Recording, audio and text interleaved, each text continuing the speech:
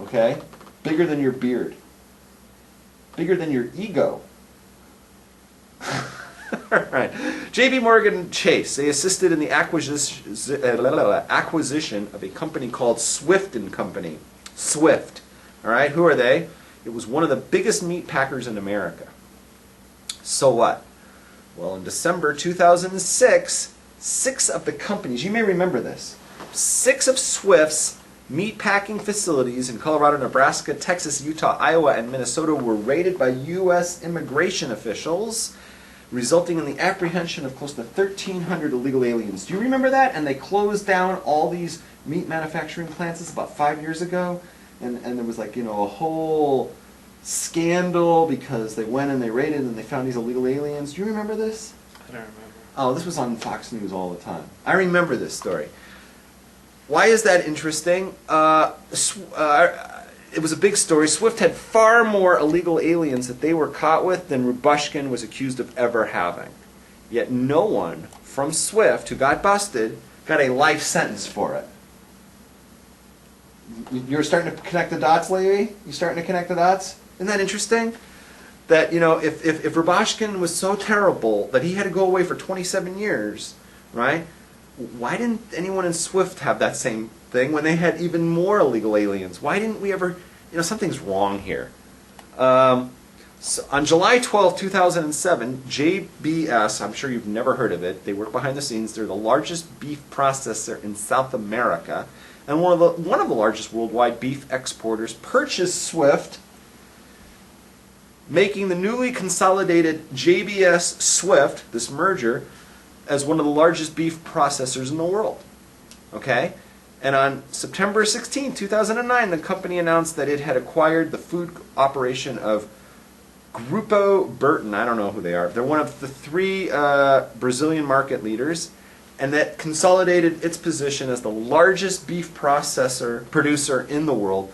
Guess who assisted in that transaction? J.P. Morgan Chase. J.P. Morgan Chase has a big financial interest in what's this big global conglomerate, which combines this big American beef processor and this other one from Brazil. Okay, JBS Swift is combined with Grupo Burton is this gigantic meat thing, and J.P. Morgan Chase has their feet and their arms and their hands buried in the meat.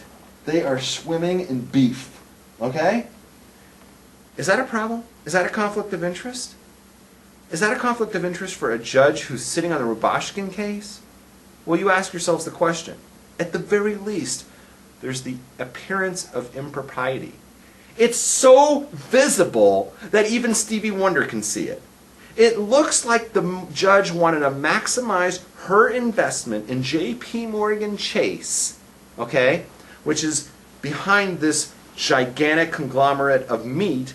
She might as well have put on her conflict of interest the entire meatpacking industry, because J.P. Morgan Chase is heavily invested in the world's biggest meat processor. And she wanted, now why is that important in this case specifically? Because you could say that she wanted to keep Swift attractive to foreign investors, foreign buyers, such as JBS.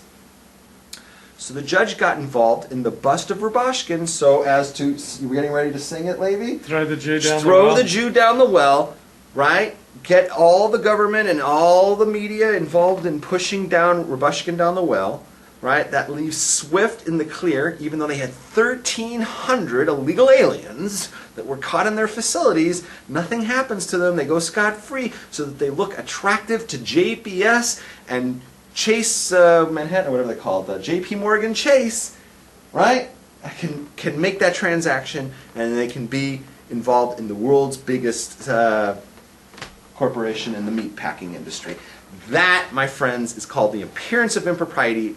I'm not saying that the judge necessarily did those things, but it appears she did those things for her own benefit, and just the fact that it appears that way is enough that she should have recused herself from the case. Clearly, without a shadow of a doubt, there is way too much tarnish now between the Burger King and between this new case with the Swift, with the J.P. Morgan, and with the Goldman Sachs. She is too heavily invested in this stuff to say, oh, it's not a problem, I don't have a conflict of interest. She's got a conflict of interest. This case should have been taken out of her hands immediately, and somebody else should have been the judge. What do you have to say? You want to just sing the thing one more time? In my country there is problem. And that problem is the Jew. You remember any of it? Throw the transport down the well. No. No, we normally go with the transport, but Kazakhstan is very wide. Yes. Right? So, we just throw the Jew down the well, throw the Jew down the well. So my country can be free. Yeah, and then we can... Have a big party. Big party, lady. Put it right there. So what do you think of that? You think that I just showed you on the... you think Yitzi's right? You think that her involvement, her investment in Goldman Sachs and J.P. Morgan is just too much for somebody to be the judge properly of Rubushkin case that deals with and the allegations are mistreatment of employees, which Burger King also had, and illegal aliens, which Swift had. I think it's too much. I'm not sure, but I do wonder why Shalom Rubushkin got 27 years. I think probably all the media attention given to agri-processors, much of it negative over the years, certainly got everybody whipped up into a frenzy, and then Peter put out those appalling videos that made agri-processors that was reprehensible. bad. Yeah. And so there's kind of like a feeding frenzy to go after Shalom Rubushkin. Yeah. Okay, and that's it. So I just want to say to all the folks watching that we're going to stay on this Rubushkin thing day and night. Me and Levi don't sleep. We work through the night, raking the mud, right? We're digging up the dirt, because who else is going to do it except for your moral leader here? Who else is going to dig up the dirt, right? They're not going to talk about this stuff on Fox News. I didn't hear Bill O'Reilly talking about this stuff today. Did you? He doesn't talk about this stuff. You're not going to hear this stuff on NPR. They're too busy bad-mouthing and bashing the Republicans, right? You're not going to hear it there. Where are you going to hear this stuff? You're not going to find it in the LA or New York Times. They don't touch it. The only place you're going to find it is right here, folks, on Torah Talks. This is the most important media show on the internet or TV today, is this show, right? And we're doing the work. We're the ones, we know it, you know it, we're the ones who are going to get Rubushkin out of prison. You know it, right? You know it. It's going to be because of us. Here's what we need you to do. Do your part. Support the show, okay? We're the ones saving the Jews. Send your checks to us to make sure it gets done. You're doing a mitzvah, right? Am I right? Right. Send your checks to us. And I have good news, too. Somebody else is supporting me, not you, lady. I have great news for you. I saved a bundle of my car insurance by switching to Geico. But I got to give a shout out. My nephew Matis today took upon himself, he's going to be a sponsor of his uncle. So big shout out to Matis. Is he the Matis who was here? He's the Matis here. He's not the nephew who's dumb as bricks who works for the MTSAs. Right. It's the other one. Okay. He's taken upon himself. The one who was here about a month ago. He was sitting in your chair and Yeah. agreeing with you, for Christ's sake. But he's making up for that because he's going to send me some money. So he's taking upon himself. I don't know how much money he's sending me every month. I don't know yet. But that's just in the family. But he's taken upon himself. So big shout out to Matis. Love you, man. You're now the boss. Matis is the boss, right? You can tell us what to broadcast here. And if you happen to be another family member of Rabbi Rab's, maybe you're one of his other nephews, and maybe you want to also take it upon yourself.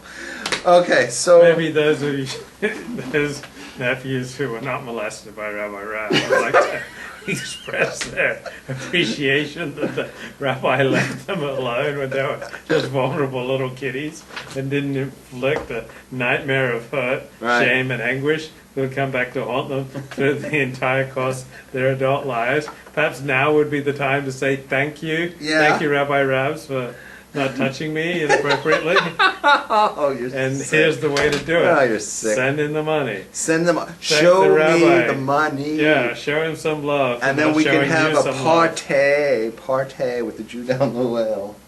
So instead of like thinking, oh, why didn't the rabbi find me attractive? Was there something wrong with me? Why didn't he show me the same attention that he gave my other nephews and nieces? Well, instead of living in that self-doubt, live in love.